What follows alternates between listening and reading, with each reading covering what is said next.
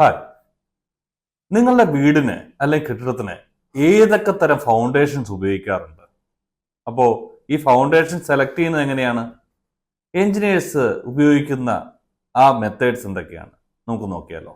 നമുക്കറിയാം, ഫൗണ്ടേഷൻസ് എന്ന് പറയുമ്പോൾ നമ്മുടെ കെട്ടിടത്തിന്റെ വെയിറ്റ് അല്ലെ കെട്ടിടത്തിന്റെ ആ ഒരു സൈസ്, ആ മണ്ണിന്റെ സ്വഭാവം, അങ്ങനെ പല കാരണങ്ങളും അല്ലെങ്കിൽ പല ഫാക്ടേഴ്സും വെച്ചിട്ടാണ് നമ്മൾ ഡിസൈഡ് ചെയ്യുന്നറിയാം. പക്ഷെ ഇങ്ങനെ ഡിസൈഡ് ചെയ്യുമ്പോൾ ഏതൊക്കെ തരം രീതിയിൽ ഏറ്റവും ബെസ്റ്റ് ആയിട്ടുള്ള, കോസ്റ്റ് എഫക്റ്റീവ് ആയിട്ടുള്ള, അല്ലെങ്കിൽ സ്റ്റെബിലിറ്റി ആയിട്ടുള്ള ഒരു ഫൗണ്ടേഷൻ തിരഞ്ഞെടുക്കുന്നത് ഒരു സ്ട്രക്ചറൽ എഞ്ചിനീയർ അല്ലെന്നുണ്ടെങ്കിൽ ജിയോ ടെക്നിക്കൽ കൺസൾട്ടന്റ് സഹായത്തോടുകൂടിയാണ്. അപ്പോൾ അങ്ങനെ തിരഞ്ഞെടുക്കുമ്പോൾ ഏതൊക്കെ തരം ഉണ്ടെന്ന് നമുക്ക് നോക്കാം. പല രീതിയിൽ ഇതിനെ ഡിഫൈൻ ചെയ്യാറുണ്ട്. ഈ സാധാരണയായിട്ട് ഷാലോ ഫൗണ്ടേഷൻസ് എന്നും ഡീപ് ഫൗണ്ടേഷൻസും രണ്ടായിട്ട് കോമൺ ആയിട്ട് ഇതിനെ തിരിക്കാറുണ്ട്. എന്താണ് ഷാലോ ഫൗണ്ടേഷൻസ്? ആ പേര് സൂചിപ്പിക്കുന്നത് പോലെ തന്നെ ഷാലോ ഡെപ്തിലേക്ക് കൊടുക്കുന്ന ഫൗണ്ടേഷൻസ് ആണ്.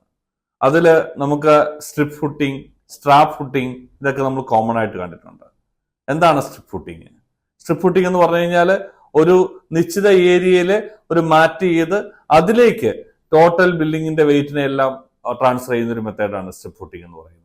അപ്പം അതൊരു ഷാലോ ഫൗണ്ടേഷൻസ് ആണ്. ഇനി ജനറലായിട്ട് ഡീപ് ഫൗണ്ടേഷൻസ് എന്ന് പറയുകയാണെങ്കിൽ, ഡീപ് ഫൗണ്ടേഷൻസ് നമ്മൾ നേരത്തെ വീഡിയോയിലൊക്കെ പറഞ്ഞിട്ടുണ്ട്, പൈലിങ്ങിനെ കുറിച്ച് പറഞ്ഞിട്ടുണ്ട് അല്ലെ. പൈലിംഗ് ഒരു ഡീപ് ഫൗണ്ടേഷൻ ആണ്. പൈലിംഗ് എന്ന് പറയുമ്പോൾ ശരിക്കും മണ്ണിന്റെ സർഫസിലുള്ള മണ്ണല്ല ഇതിന്റെ വെയിറ്റ് പിടിക്കുന്നത്.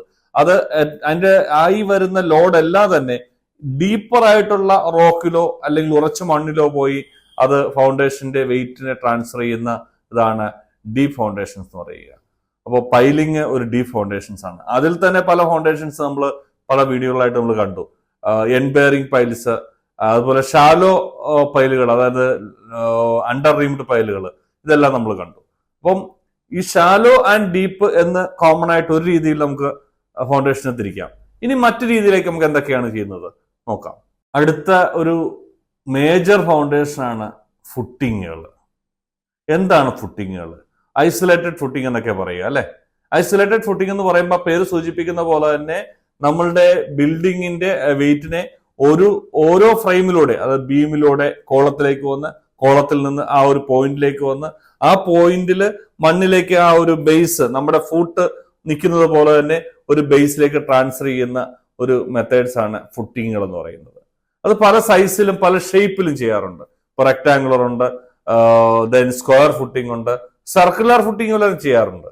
അപ്പം അതുപോലെ തന്നെ അത് പറഞ്ഞ ഫുട്ടിങ്ങുകൾ എന്ന് പറയുന്നത് വളരെ സിമ്പിൾ ആയിട്ട് ഒരു സ്റ്റേബിൾ ആയിട്ടുള്ള മണ്ണിൽ ചെയ്യാവുന്ന ഏറ്റവും ബെസ്റ്റ് ഫൗണ്ടേഷൻസ് ആണ്. ഇനി ഫുട്ടിങ്ങുകൾ തന്നെ കോമ്പിനേഷൻസ് ചെയ്യാറുണ്ട്.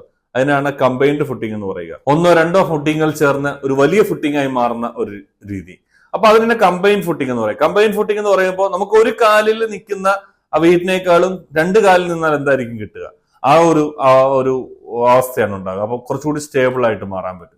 കമ്പൈൻ ഫുട്ടിംഗ് കഴിഞ്ഞാൽ പിന്നെ റാഫ്റ്റ് ഫുട്ടിങ്ങുകൾ അല്ലെ റാഫ്റ്റ് ഫൗണ്ടേഷൻസ് മാറുന്നത്. റാഫ്റ്റ് ഫൗണ്ടേഷൻസ് എന്ന് പറഞ്ഞു കഴിഞ്ഞാൽ ഒരു ബിൽഡിങ്ങിന്റെ വെയിറ്റിനെ അത് മൊത്തം ഏരിയയിലെ ഒരു ബേസ് ഫുട്ടിംഗ് ആയിട്ട്, ഒരു സ്ലാബ് ആയിട്ട് ചെയ്യുന്ന മെത്തേഡ്സ് ആണ് റാഫ്റ്റ് ഫൗണ്ടേഷൻസ് എന്ന് പറയുക. അപ്പൊ ഇങ്ങനെ ഡിഫറെന്റ് രീതിയിലേക്ക് ഒരു ഫുട്ടിംഗ് കാറ്റഗറിയിലേക്ക് നമുക്ക് ചെയ്യാറുണ്ട്.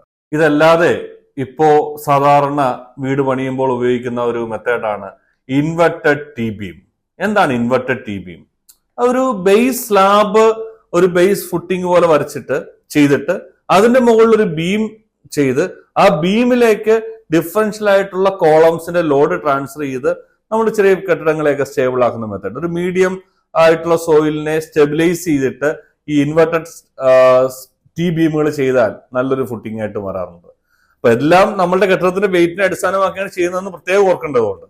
അതുപോലെ തന്നെ ഇൻവെർട്ടഡ് ടി ബീം പോലെ ഉള്ള സർക്കുലർ ഫുട്ടിങ്ങുകളുണ്ട്, ഇൻവെർട്ടഡ് സ്ലാബുകളുണ്ട്. ഞാൻ നേരത്തെ പറഞ്ഞ സ്ലാബ്, ഇൻവെർട്ടഡ് സ്ലാബിന്റെ അതായത് ബീമും സ്ലാബും കൂടി കണക്ട് ചെയ്തിട്ട് സ്ട്രെങ്ത് ആയി വരുന്ന ഇൻവെർട്ടഡ് സ്ലാബുകളുണ്ട്. ഇപ്പോ സംസാരിച്ചതെല്ലാം കോൺക്രീറ്റ് ഫൗണ്ടേഷൻസ് ആണ്. ഇനി കോൺക്രീറ്റിന്റെ ഫൗണ്ടേഷൻസ് മാത്രമാണോ? നമ്മൾ റബിൾ ഫൗണ്ടേഷൻസ് യൂസ് ചെയ്യാറുണ്ട്.